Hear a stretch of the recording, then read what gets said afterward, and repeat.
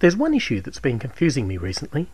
Now, most of the time I might have a strong opinion on a topic, but at least I can see the other side's point of view. But in the case of same-sex marriages, I'm at a complete loss. Well, okay, not a complete loss. I can certainly understand from a religious point of view that people would oppose their own churches conducting gay marriages. Without getting into a theological debate, a person arguing that the Bible opposes same-sex marriages would have some powerful arguments. But one thing I hear a lot is that there are a lot of strong secular arguments against same-sex marriage. But as far as I can tell, these arguments all either boil down to homosexuality is wrong, or are completely nonsensical. An example of the nonsensical line of argument is that allowing same-sex couples to marry devalues marriage for heterosexuals. That's the logical equivalent of saying that the abolition of slavery devalued the freedom of whites.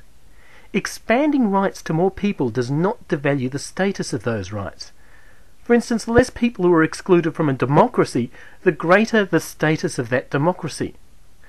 So, I took a look on YouTube, but that was no help. Most of the videos were advocating same-sex marriage, including 3 which curiously all seemed to use the same script. There were a few that argued along religious lines that same-sex marriage was wrong.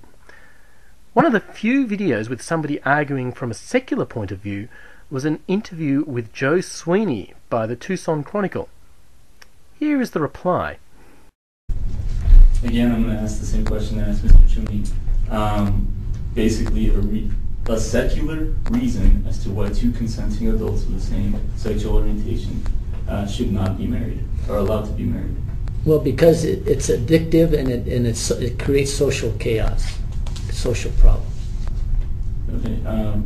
Just out of curiosity, what would you base that on?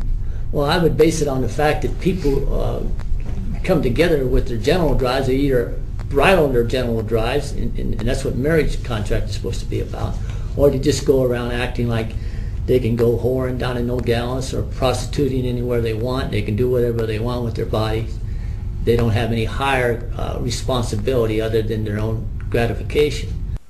In Joe Sweeney's defence, he is speaking off his cuff, but his inability to come up with an adequate response indicates to me that he does not have a good reason for opposing same-sex marriages. For the benefit of those who think that he has made a reasonable point of view, let's go over what he actually said. Mr. Sweeney claims gay marriage should not be allowed because homosexuality is addictive and creates social problems. Understandably, he is asked why he holds this opinion, and he says that those with homosexual urges use sex with no higher responsibility than their own gratification. Mr. Sweeney is in effect denying that homosexuals use sex as an act of love rather than lust. But the very fact that homosexuals are asking for their monogamous commitment to be legally recognised makes a mockery of Mr. Sweeney's bigoted claim. So I'm left wondering if there are any legitimate arguments against same-sex marriage. Certainly a lot of people seem opposed to it. But do all these ideas just boil down to either religion or the idea that homosexuality is wrong? If you're opposed to same-sex marriage and have an argument that doesn't rely on religion or homophobia, please let me know. Either leave a message or, better yet, a video. As a bonus, I'll even throw in what I think is a good reason for same-sex couples to marry. This comes from the Book of Common Prayer in 1549, and so is hardly some New Age philosophy. It states that the third purpose for marriage is for the mutual society, help and comfort that the one ought to have for the other, both in prosperity and in adversity. Now, I think that as such mutual society is the main reason many heterosexuals marry.